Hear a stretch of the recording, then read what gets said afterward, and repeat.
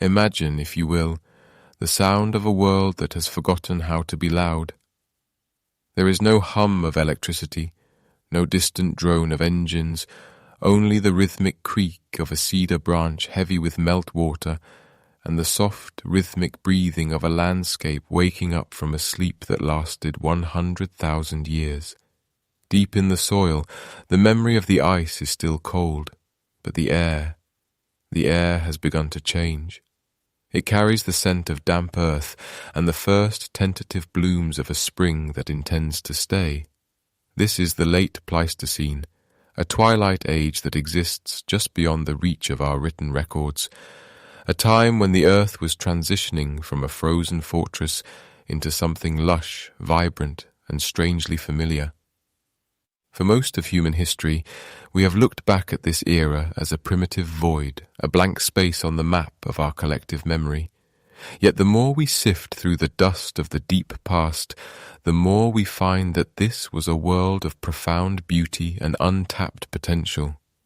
The great ice sheets, which once stretched miles high and covered vast swaths of the northern hemisphere, were finally beginning to retreat. This period of warming, known to geologists as the Berling-Alleröd interstadial, a term that simply describes a long, gentle pause in the grip of the ice, brought with it a transformation so vast it is difficult for the modern mind to fully grasp. As the glaciers pulled back toward the poles, they left behind a transformed world, a mosaic of massive freshwater lakes, rushing rivers, and endless grasslands that teemed with life. It was a golden age of giants. In the tall grasses of the Siberian steppes and the river valleys of North America, the woolly mammoth and the ancient bison moved in herds so large they likely shook the ground beneath their feet. The air was thick with the calls of birds that have long since vanished, and the oceans, lower than they are today, revealed land bridges and coastal plains that are now lost beneath hundreds of feet of salt water. As you settle in tonight and let the weight of the day drift away, perhaps you can feel yourself standing on one of those ancient shorelines, watching the mist roll in over a forest that no longer exists. You are in the right place to let these old mysteries carry you toward sleep. Here at the Slumber Archives, we explore these forgotten chapters of our story every single day, weaving history and mystery together to help you find rest. If you enjoy these nightly journeys into the deep past, please consider subscribing so you never miss a new narration. A simple like on this video also helps others find their way to our quiet corner of the world. Now, let us return to that thawing world of 14,000 years ago, where the first flickers of human curiosity were beginning to light up the dark. During this long summer of the Berling-Alleröd, humanity was not merely surviving, we were expanding. With the ice in retreat, the pathways of the world were opening up like never before. Small bands of travelers, our direct ancestors, moved through these new landscapes with a grace and a knowledge of the natural world that we can scarcely imagine today. They followed the seasonal migrations of the great herds, their footsteps tracing the edges of retreating glaciers and the banks of newly formed rivers. We often imagine them as desperate or struggling, but the archaeological evidence suggests a different story. A story of a people who were finely tuned to their environment, possessing a complex understanding of botany, astronomy, and the cycles of the earth. They were moving across a planet that was becoming a garden. In the Levant, the people we now call the Natufians were beginning to settle into more permanent villages, harvesting wild grains and building stone foundations that hint at the very first inklings of what we might call civilization. In the Americas, the mysterious people of the Clovis culture were traversing a continent of unimaginable scale, leaving behind elegantly crafted stone spearheads that speak to a high level of artistry and technical skill. There was a sense of momentum in the air, a feeling that the human story was accelerating, buoyed by a climate that was stable, predictable, and kind. The stratigraphy, that is, the layers of earth and rock that serve as the pages of our planet's history book, shows us a world that was becoming increasingly green and hospitable. But as we look back through the lens of deep time, we see that this era of prosperity was built on a fragile foundation. The warming was real, and the expansion of life was undeniable. Yet there is a lingering question that haunts the edges of this history. We see the rise of these early cultures, their beautiful tools, and their growing settlements, and then we see a sudden violent interruption. Mainstream science tells us that the transition into the modern world was a gradual climb, a slow ascent from the cave to the city. But the physical evidence hidden in the ice cores of Greenland and the sediment of ancient lakes tells a more turbulent tale. It suggests that our ancestors were not just witnesses to a slow thaw, but were perhaps the inhabitants of a world that was more advanced than we give it credit for, a world that was about to be brought to its knees by a catastrophe of cosmic proportions. And so, for nearly 2,000 years, the earth basked in this gentle interlude. The forests grew thick with oak and birch, and the sea levels rose slowly as the ice melted into the basins of the world. It was a time of immense possibility, a moment when it seemed the Ice Age was finally, mercifully over. The people of that time could not have known that the stability they enjoyed was an anomaly, a brief breath of warm air before the return of the cold. They lived their lives, they raised their children, and they told their stories under a sky that was clear and a sun that felt eternal. As the years passed, the memory of the deep frost began to fade into legend, replaced by the reality of the flowing water and the blooming flower. But beneath the surface of this serene landscape, the gears of a global disaster were already beginning to turn. We look back now and ask ourselves, what was lost in the shadows of that time? How much of our own history was washed away before it could ever be recorded? We find traces of their presence in the charcoal of old hearths and the scattered flint of their camps, but the true depth of their experience remains a mystery, locked away in a time when the world was beautiful and the future seemed as vast as the retreating ice. Imagine a single drop of water, frozen into a crystal of ice high atop the Greenland plateau, and realize that it has been holding its breath for over 12,000 years. This tiny prism of frozen history was once a part of the atmosphere, a witness to the very moment the world began to change.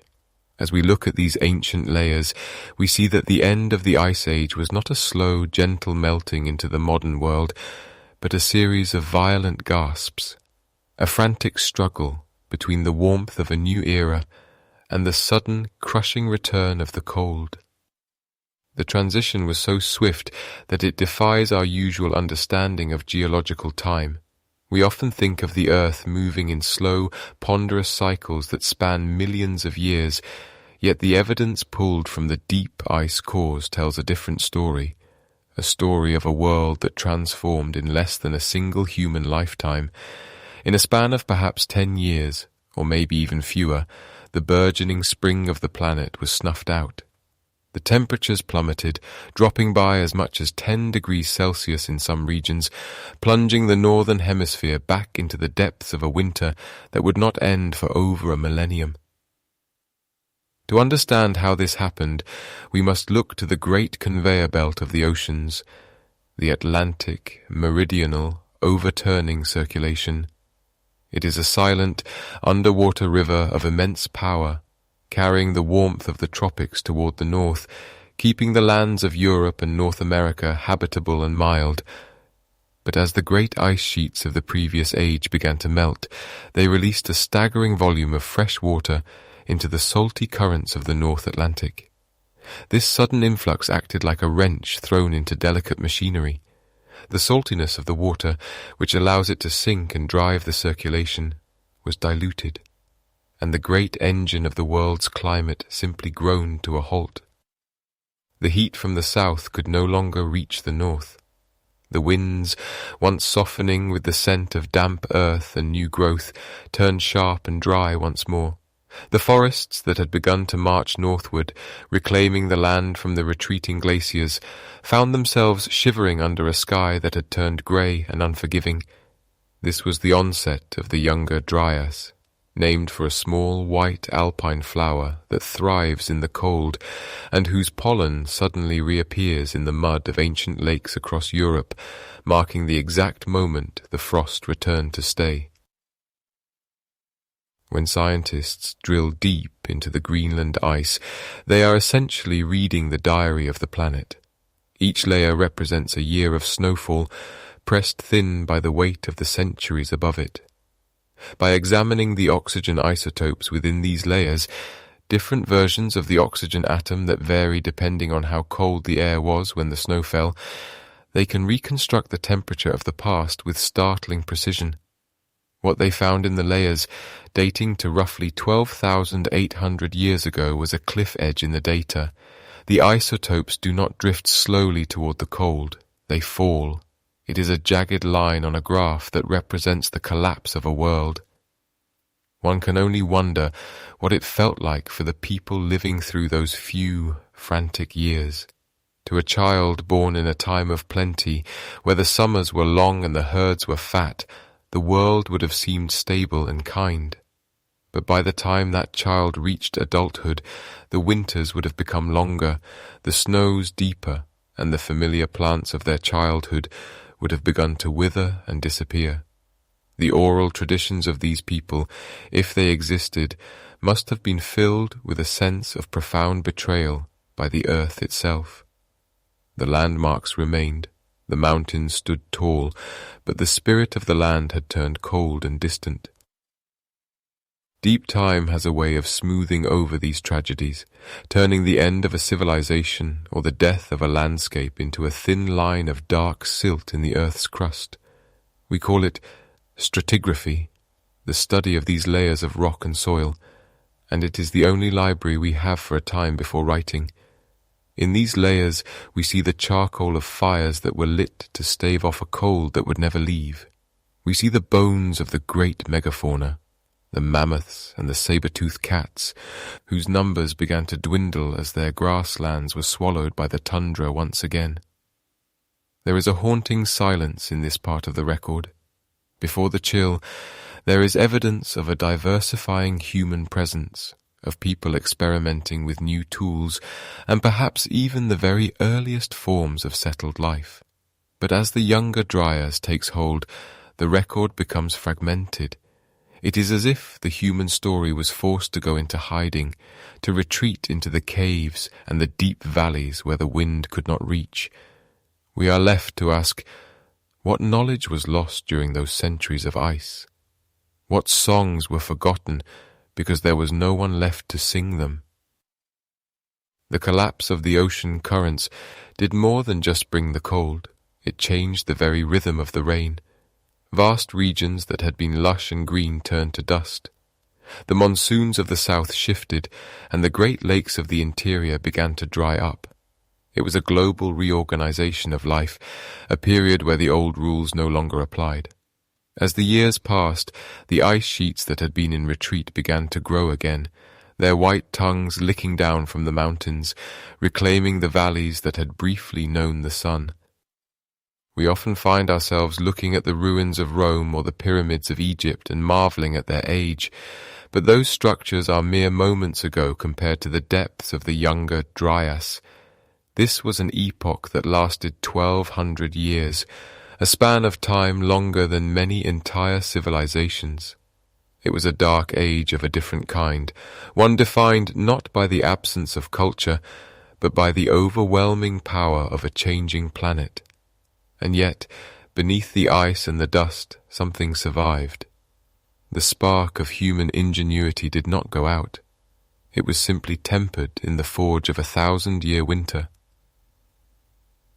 As we sit in the warmth of our modern world, it is easy to forget how fragile the balance truly is.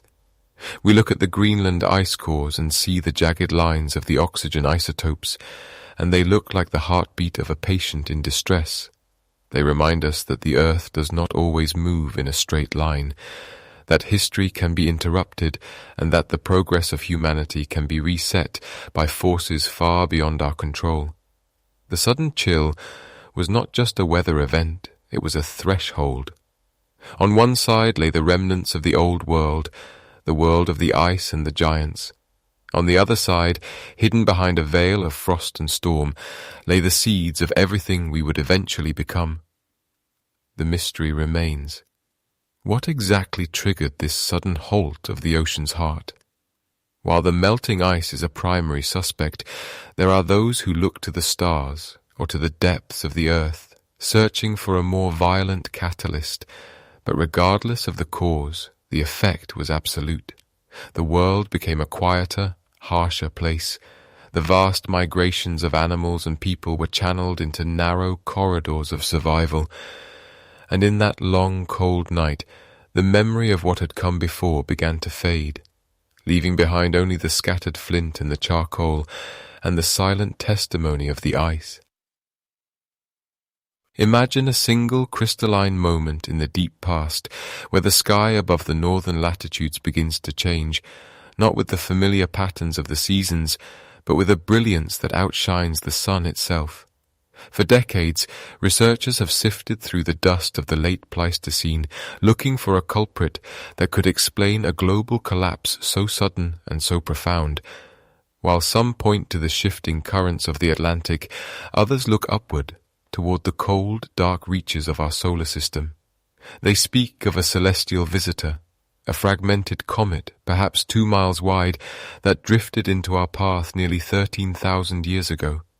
This was not a single monolithic stone, but a swarm of ice and fire, a cosmic shotgun blast aimed directly at the heart of the North American ice sheet.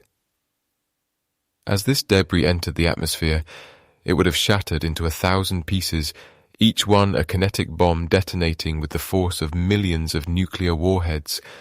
But there were no craters left behind in the way we might expect. Instead of striking solid ground, these fragments slammed into a wall of ice 2 miles thick, the Laurentide ice sheet that then smothered much of the northern continent. The impact would have been a nightmare of physics, a flash of heat that turned ancient glaciers into steam in an instant, sending a shock wave rippling across the globe. It is a haunting image to consider, a world of ice suddenly set on fire, where the very air becomes a furnace and the sky turns the color of a bruised plum. The evidence for such a cataclysm is not found in grand monuments or written records, but in the silent, microscopic layers of the earth itself. Geologists, working with the patience of monks, have identified a specific horizon in the soil, a thin, dark line that marks the exact boundary where the old world ended and the cold began. Within this layer, they have discovered things that do not belong to the ordinary cycles of nature.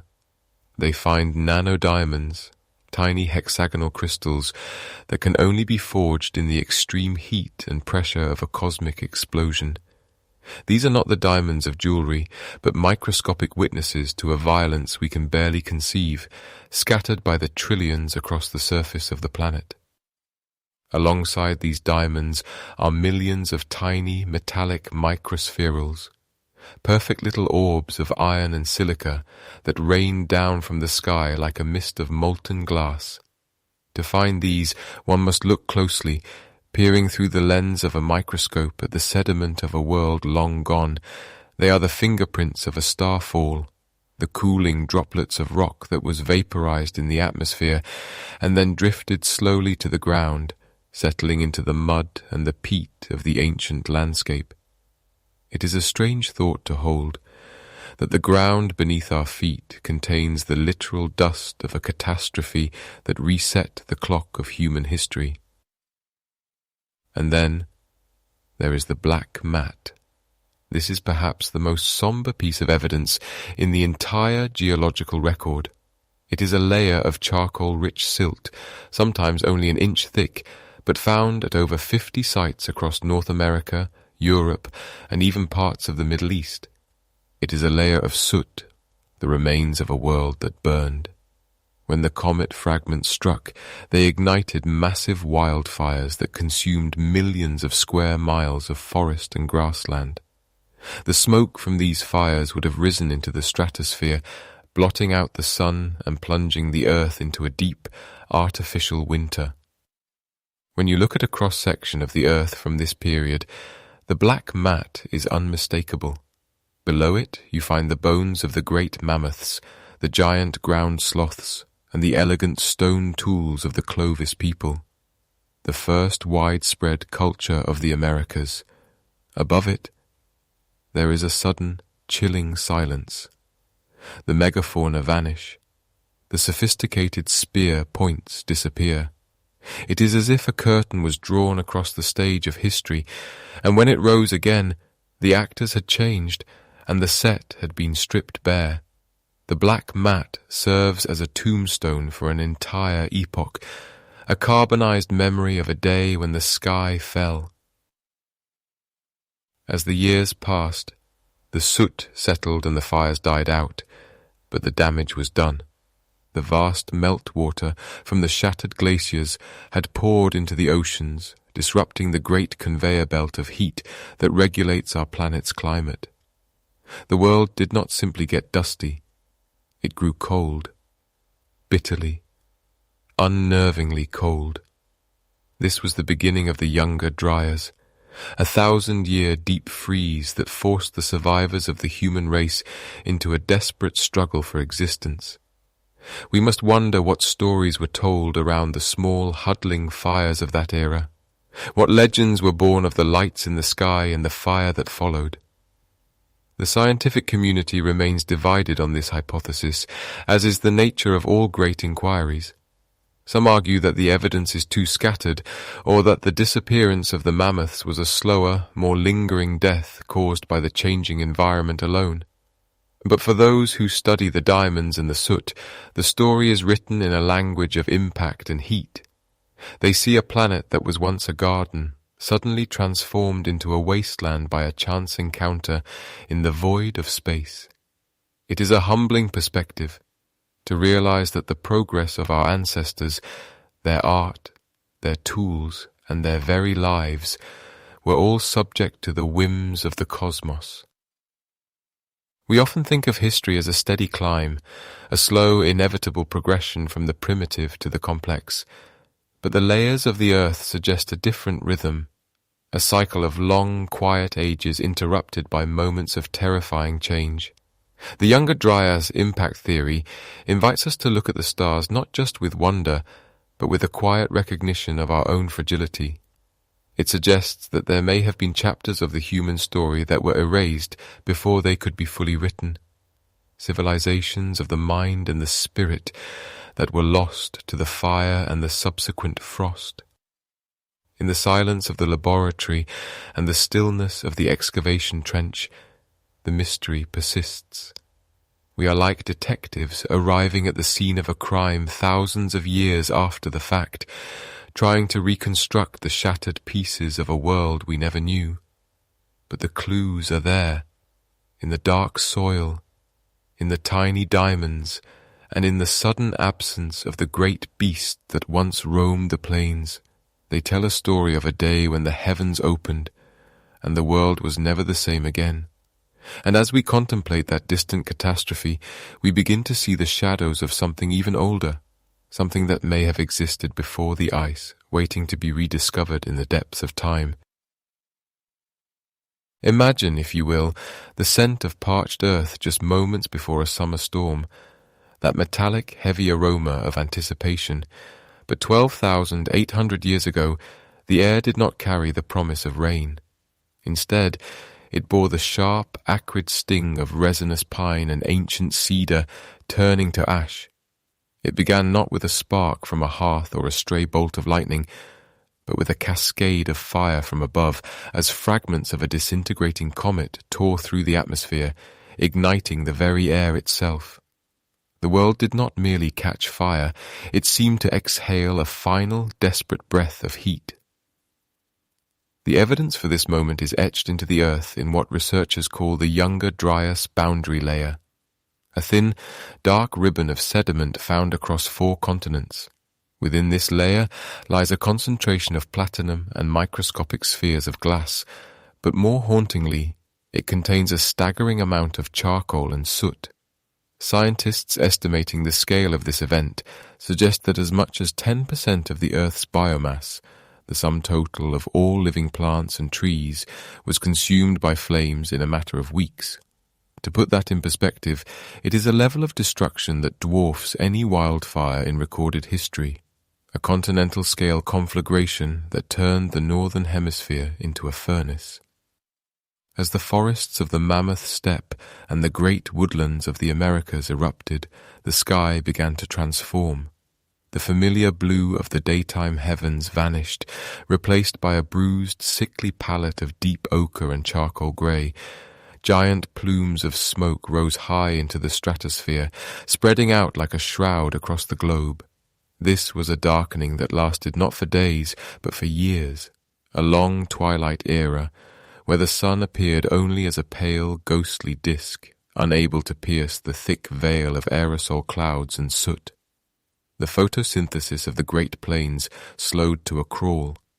The vibrant greens of the world faded into a dusty, monochromatic brown. For the flora of this lost epoch, the impact was a silent, slow-motion catastrophe.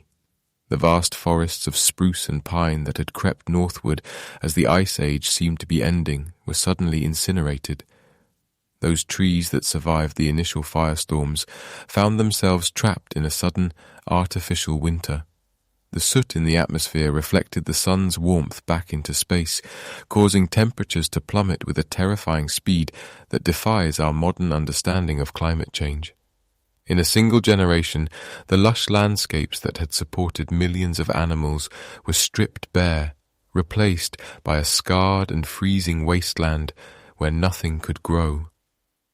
And then there were the animals, the great titans of the Pleistocene who had survived for hundreds of thousands of years through shifting ice and changing winds.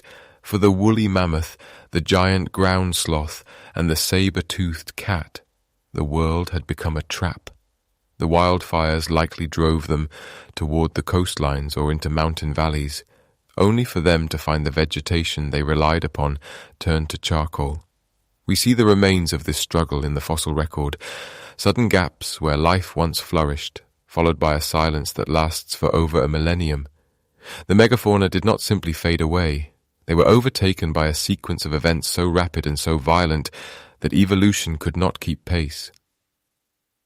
The soot did more than just block the light. It fell back to earth in a black rain, choking the rivers and poisoning the lakes. The water, once crystalline and fed by melting glaciers, became a thick, toxic slurry. Aquatic life, from the smallest mollusks to the great fish of the inland seas, struggled to breathe in the oxygen-depleted depths. Every link in the chain of life was being pulled taut, snapping one by one as the primary producers, the plants and the plankton, failed to find the light they needed to survive. It was a world of ghosts, moving through a landscape of blackened stumps and frozen mud. As the years passed, the fires died down, but the heat did not return. The cooling effect of the atmospheric soot triggered a feedback loop with the remaining glacial ice, locking the planet back into a deep freeze that would last for 1,200 years. This is the mystery of the younger Dryas, that a moment of intense, searing heat could usher in an age of such profound and biting cold. It is as if the earth, after being scorched by the heavens, retreated into a long protective slumber, hiding its scars beneath a new layer of frost and snow. We often wonder what it would have been like to stand on a ridge during those first few months, to look out over a horizon that was once a sea of green, now glowing with the embers of a dying world. The silence must have been absolute, broken only by the wind howling through empty valleys. There were no birdsong, no lowing of distant herds, only the crackle of cooling earth and the soft, steady fall of ash. This was the crucible in which the future of humanity was forged, a time when the old ways of living with the land were burned away, leaving behind a small scattered population of survivors who had to navigate a landscape that no longer recognized them.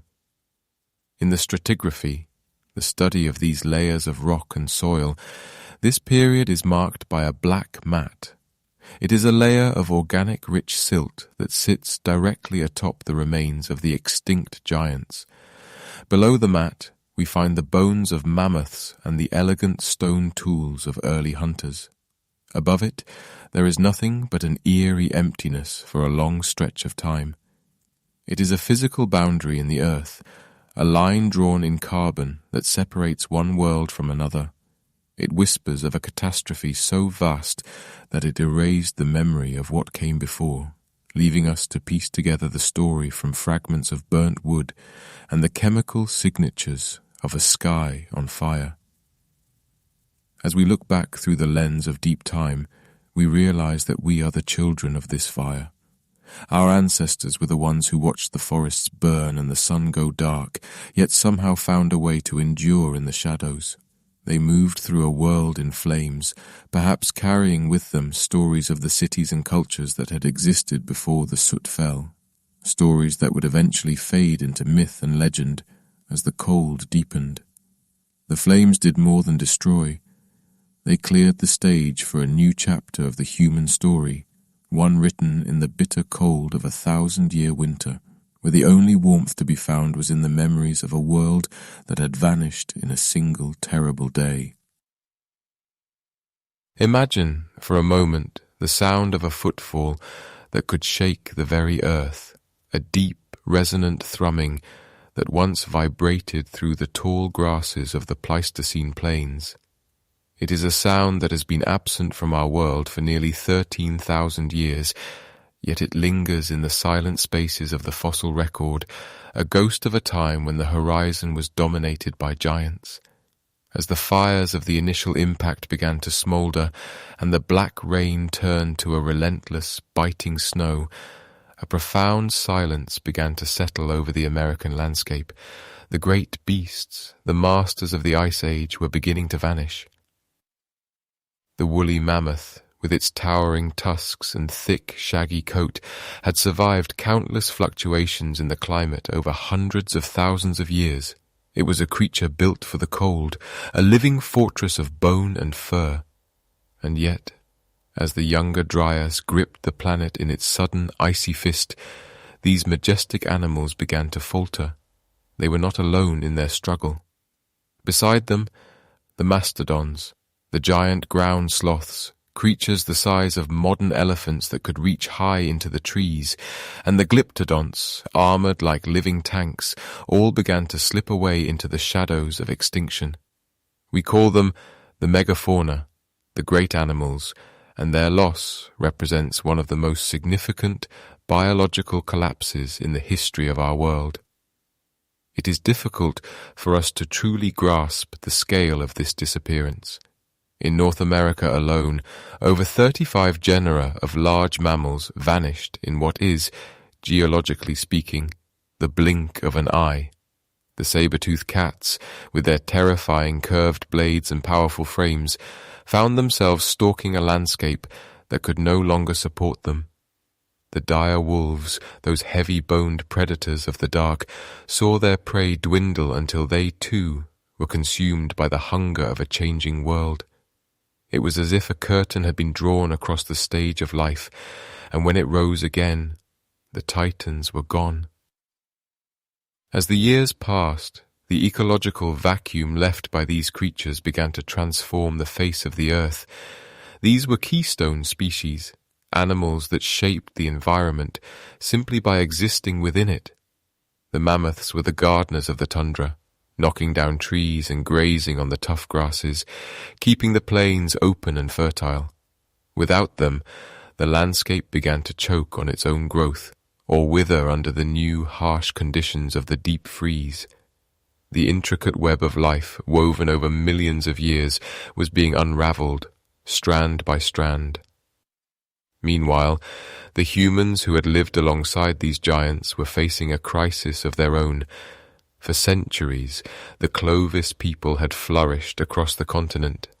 They are known to us primarily through their beautifully crafted stone tools, the Clovis points, fluted spearheads of flint and chert that represent a peak of ancient technology. These points were designed with a precision that speaks of a sophisticated culture, one that understood the physics of the hunt and the properties of the stone they shaped.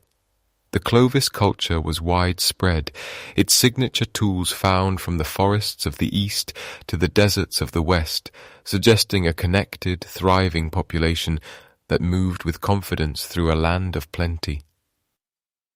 But as the younger Dryas intensified, the Clovis record abruptly stops. In the layers of the earth, we see their elegant tools disappear, replaced by a variety of different, more localized styles, or in some places, by a haunting absence of any human presence at all. This decline is etched into the stratigraphy, the layers of rock and soil that serve as the planet's diary. Archaeologists look at these layers and see a clear before and after. Below the thin line of soot and charcoal that marks the beginning of the cold, the Clovis culture is vibrant and unified. Above it, the world is different. The people who remained were forced to adapt to a world where the great herds were gone, and the climate was no longer a predictable partner in their survival. One cannot help but wonder what it felt like to be among the last of the Clovis, watching the familiar world dissolve into something unrecognizable. The loss of the megafauna was not just a loss of food, it was the loss of a way of life, perhaps even a loss of spiritual connection to the land. The stories told around the fires must have changed, shifting from tales of the great hunt to prayers for warmth and the return of the sun. The decline of the Clovis culture is a reminder of how fragile even the most successful societies can be when faced with the overwhelming power of a planet in upheaval. As we examine the bones and the stones left behind, we see the evidence of a massive reshuffling of life. Radiocarbon dating, the method scientists used to determine the age of organic materials by measuring the decay of carbon isotopes, tells a story of a rapid and devastating transition. It shows us that the extinction of the giants and the fading of the Clovis happened nearly simultaneously, synchronized with the onset of the 1,000-year winter. It is a mystery that continues to challenge our understanding of the past. Was it the cold that killed them? Was it a lack of food, or was it the lingering effects of the catastrophe that had struck the earth so suddenly? The loss of these keystone species created a ripple effect that lasted for generations. The forests grew silent, the plains became empty, and the very soil changed its composition as the large herbivores no longer grazed and fertilized the land. The world became a lonelier place. The humans who survived were the ancestors of the many diverse cultures that would eventually re-emerge, but they were a people transformed by trauma and necessity. They carried with them the seeds of new civilizations, but they also carried the heavy weight of what had been lost. We look back at this epoch through the lens of deep time, trying to piece together a puzzle that is missing most of its parts. The fossils of the mammoths and the discarded tools of the Clovis are like whispers from a dream we can only half remember. They tell us that the earth has seen eras of incredible grandeur, and that these eras can end with a terrifying finality. The extinction of the giants was not just a biological event, it was a turning point in the story of our planet, a moment when the wild, oversized world of the Pleistocene gave way to the more familiar, more constrained world we inhabit today. And so, the giants faded into the earth, their bones becoming part of the very ground they once trod upon.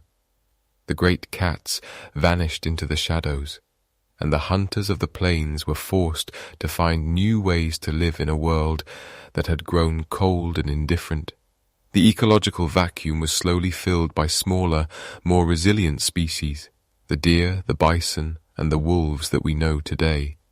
But the memory of the giants remained, perhaps preserved in the oldest myths of the people who stayed behind. As the wind howls across the modern tundra or whispers through the trees of the Great Plains, one can almost imagine the echo of a mammoth's trumpeting call, or the sight of a Clovis hunter silhouetted against a setting sun that once shone on a world of wonders. We are the inheritors of this post-cataclysmic world, living in the space left behind by those who came before. The younger Dryas was a forge, and the life that emerged from it was tempered by ice and fire, forever changed by the disappearance of the giants who once ruled the earth. The smell of damp earth and rotting pine needles must have been a constant companion to those who survived the initial cooling, a heavy, pervasive scent that signaled the slow death of the old forests. As the world darkened and the glaciers began their relentless march back toward the south, the rhythm of human existence underwent a profound and quiet transformation. For thousands of generations, our ancestors had been wanderers, their lives dictated by the seasonal migrations of the great herds and the ripening of wild fruits in ever-shifting groves. They were a people of the horizon, always moving, always seeking what lay beyond the next ridge. But as the younger Dryas tightened its frozen grip, the horizon began to feel less like a promise and more like a threat. The open plains, once teeming with life, became treacherous corridors of wind and ice, forcing the scattered bands of survivors to pull inward, huddling together in the few remaining pockets of warmth and stability. In these sheltered valleys, and near the receding shores of ancient lakes, a new kind of stillness took hold. The frantic pace of the nomadic life began to slow, not by choice, but by necessity. When the world outside becomes an inhospitable wasteland, the small patch of ground beneath one's feet becomes infinitely more precious. We see the evidence of this shift in the archaeological record, in the layers of sediment that tell a story of intensified occupation. Sites that were once temporary camps show signs of becoming more permanent settlements. The stone tools become more specialized, the hearths deeper and more frequently used. It was a time of forced reflection, a period where the human spirit was tested by the crushing weight of a world that seemed to have turned its back on its children. One can only wonder about the psychological toll of living through such a transition, of watching the very sky above change its character. To a people who lived in total harmony with the celestial cycles, the atmospheric chaos of the younger Dryas must have felt like a cosmic betrayal. The air was often thick with the haze of distant volcanic eruptions or the lingering soot from continent-wide wildfires, blurring the stars and turning the sun into a pale, ghostly disk. The celestial markers that had guided their travels for millennia were suddenly obscured or altered. In the quiet of the long, freezing nights, the survivors likely looked upward with a sense of profound uneasiness, perhaps wondering if the gods of the wind and the ice had finally decided to reclaim the earth for themselves. This sense of uncertainty, this lingering fear that the environment could vanish at any moment, may have been the very catalyst that drove humanity toward a more controlled way of living. As the centuries of cold wore on, the traditional methods of foraging began to fail. The wild stands of grain that had once been abundant were now sparse and unreliable, struggling to grow in the thin, parched soil. It was in this crucible of scarcity that the first tentative experiments with plant domestication likely began. It was not a sudden revolution, as some history books might suggest, but rather a slow, desperate conversation between humans and the earth. Perhaps it started with the simple act of clearing away competing weeds from a patch of wild rye, or the conscious decision to save the largest, most resilient seeds from a meager harvest to plant them in a more sheltered spot. These were acts of hope, performed in a time of despair, a way of reaching out to a dying landscape and asking it to provide just a little bit more. This was the birth of a new relationship with the natural world, one defined by stewardship rather than just extraction. By staying in one place to tend to these fledgling crops, these early pioneers were tethering themselves to the land in a way their ancestors never could have imagined.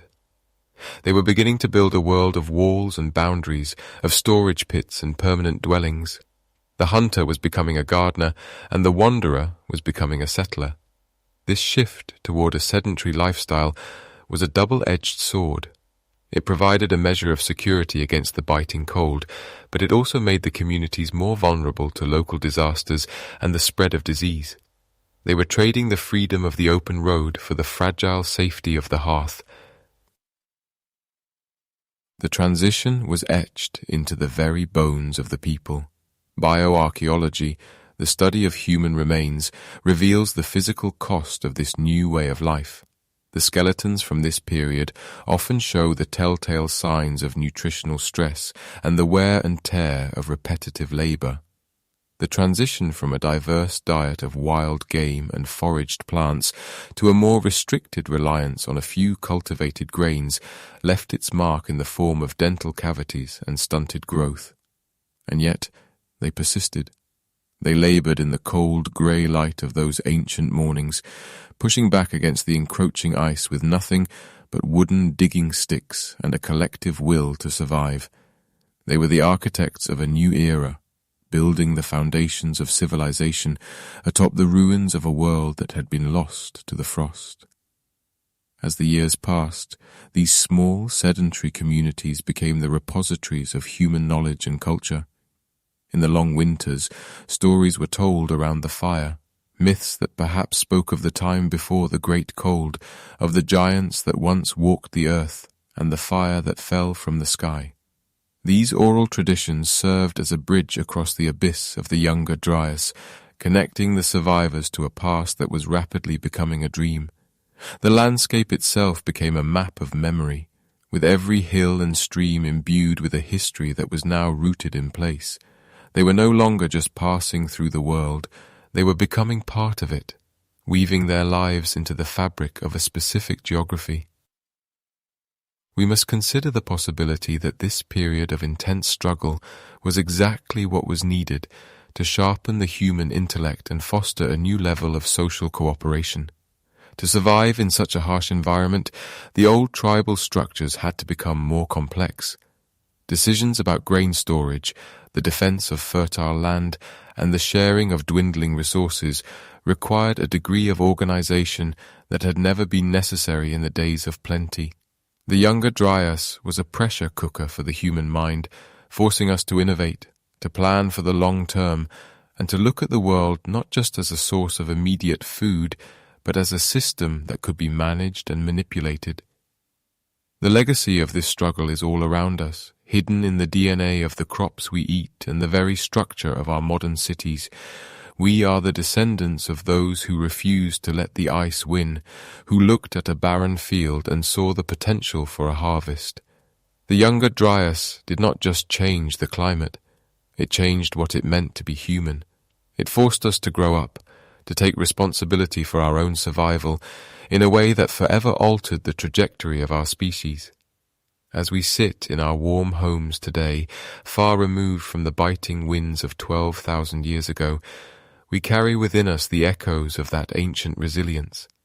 The struggle for survival was the fire that forged the first links in the chain of civilization, a chain that stretches back through the darkness of the frost to a time when the world was new and the future was nothing more than a handful of seeds kept warm against a cold, uncertain breast.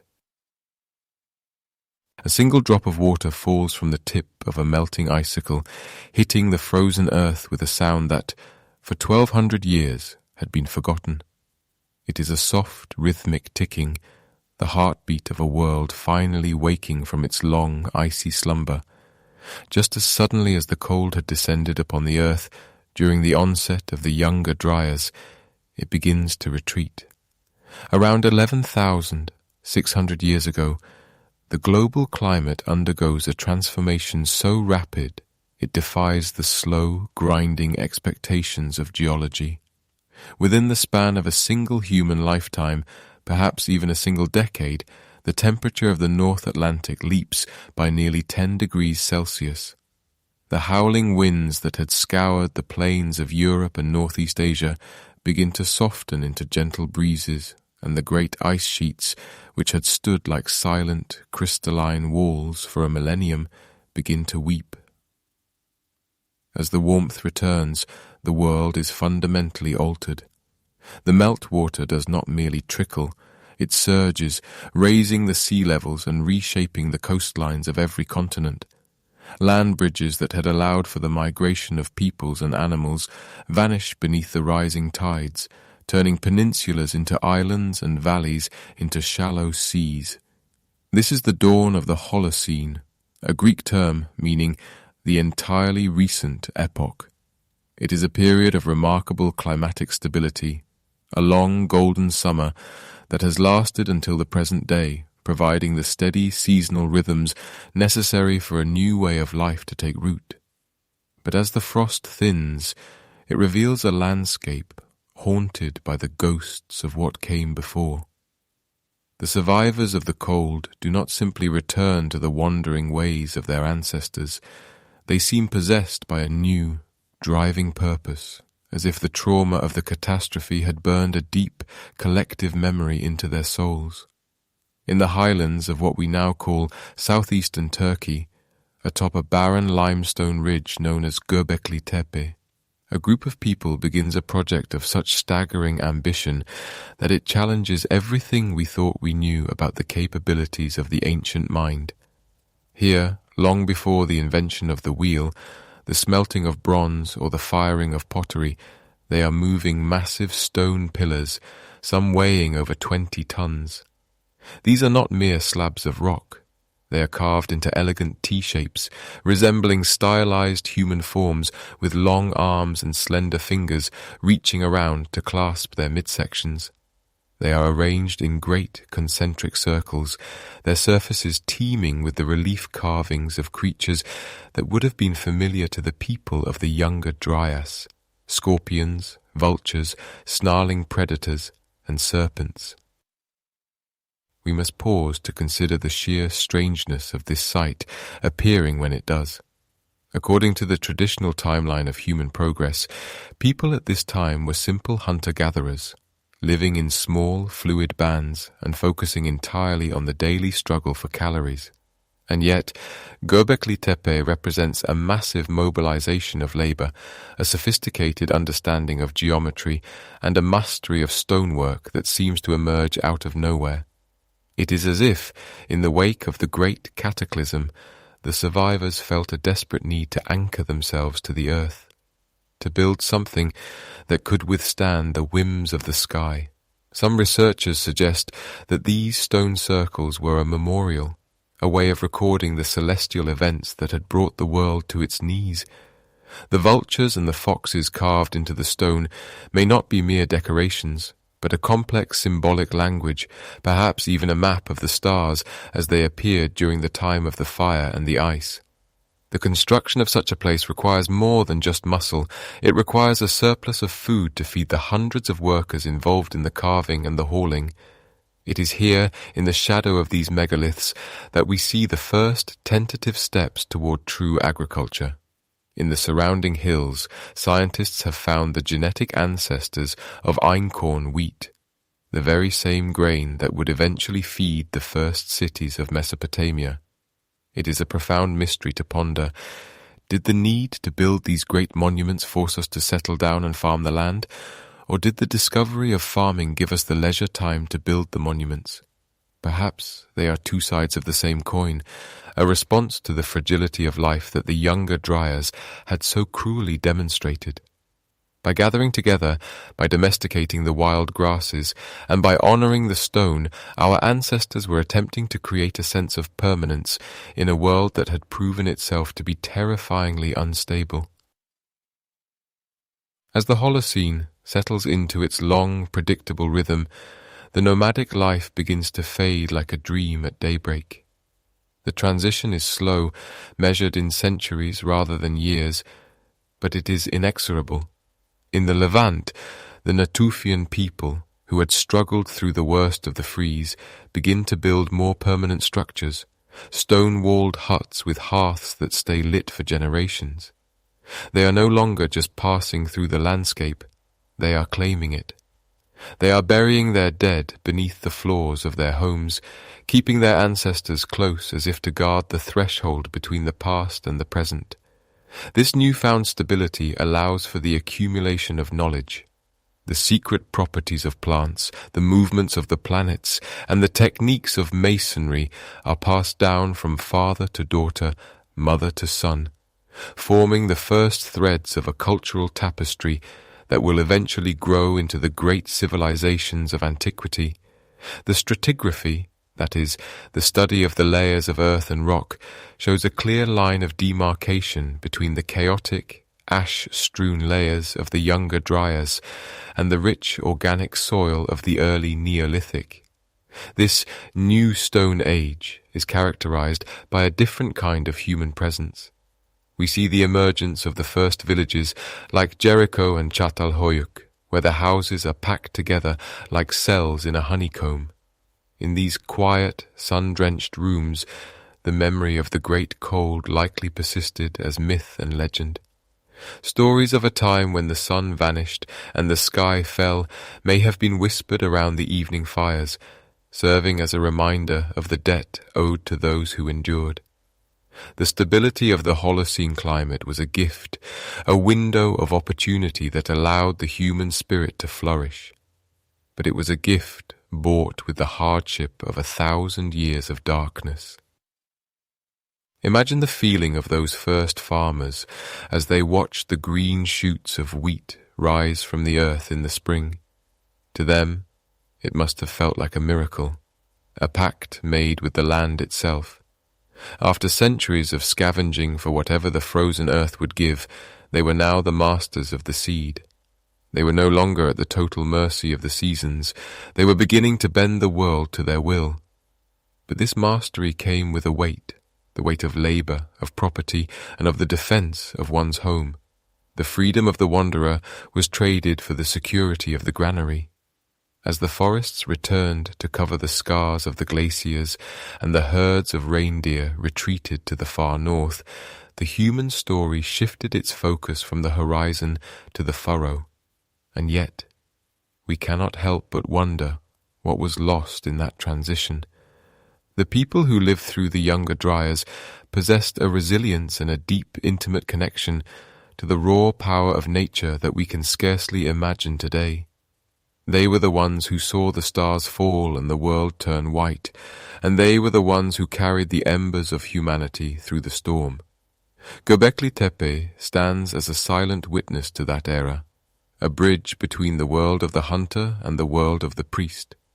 It is a place where the echoes of the catastrophe are still etched into the limestone, a reminder that our civilization is built upon the ruins of a forgotten epoch. As we look back through the mists of deep time, we see that the dawn of the Neolithic was not just a beginning, but a recovery, a slow, painful awakening from a nightmare that had lasted for over a millennium. The warmth of the Holocene was the cradle in which we grew, but the fire of the Dryas was the forge that shaped our soul. It is a curious thing to consider how the mind remembers what the eyes have never seen.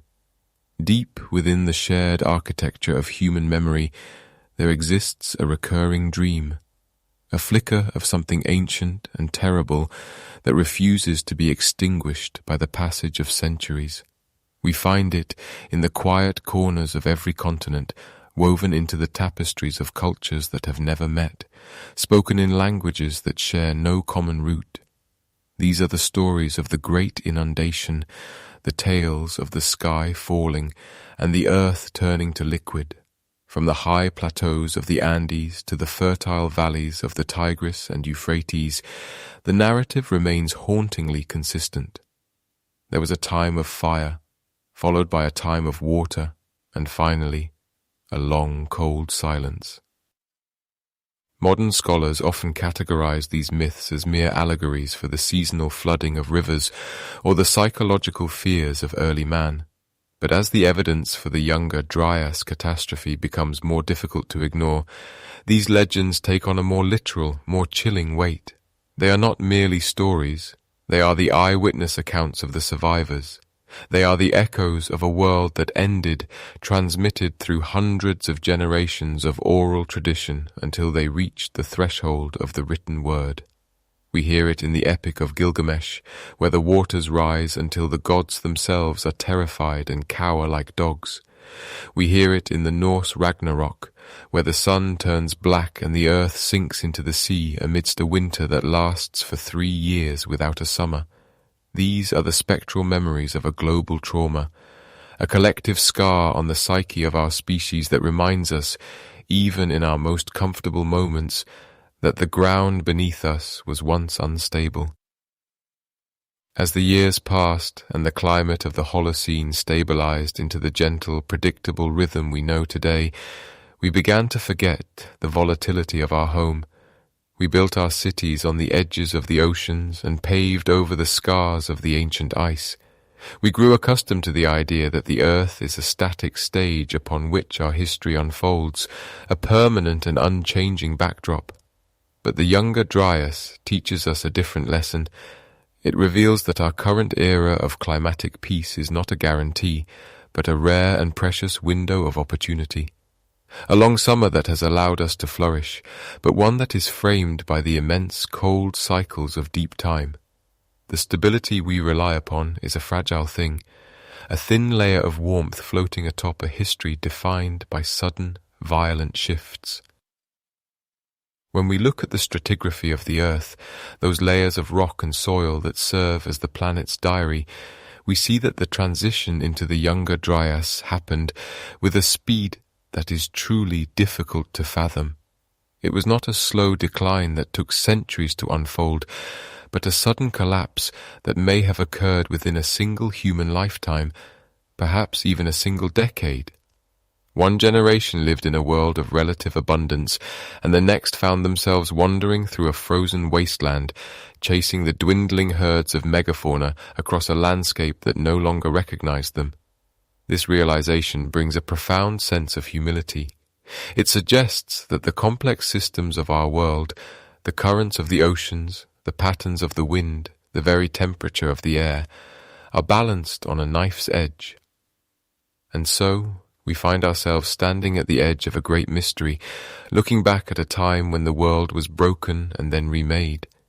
The survivors of that epoch did not have the tools of modern science to explain the fire in the sky or the rising of the tides, but they had something perhaps more vital, a deep instinctive resilience. They adapted, they moved, they began to plant seeds in the mud left behind by the receding waters, unknowingly laying the foundations for every city and every empire that would follow.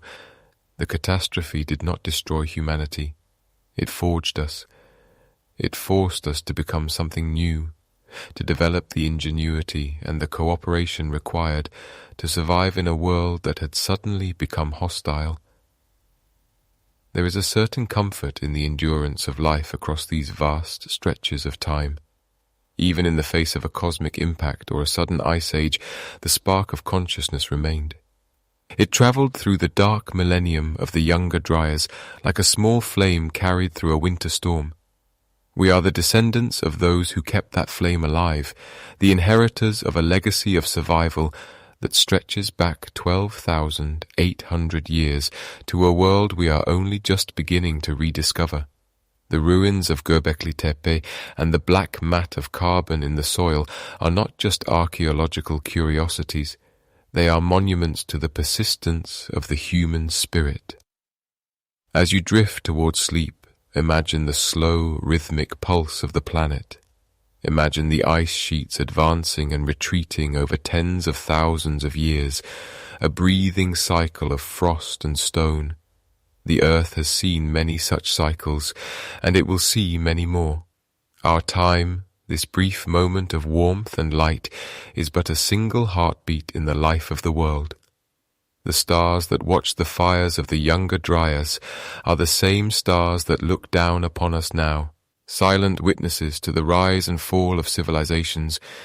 There is a profound peace in this perspective, the knowledge that we are part of a story that is far older and far larger than ourselves. The shadows of the forgotten epoch are long, but they are not cold. They are filled with the warmth of those who came before us, those who looked at a changing world and refused to let the fire go out. We walk upon their footsteps every day, unaware of the depths of time beneath our feet. But every now and then, when the wind turns cold or the moon hangs heavy over the horizon, we feel a flicker of recognition. We remember the flood. We remember the fire. And we remember that no matter how dark the night may become, the dawn eventually returns, bringing with it the promise of a new beginning.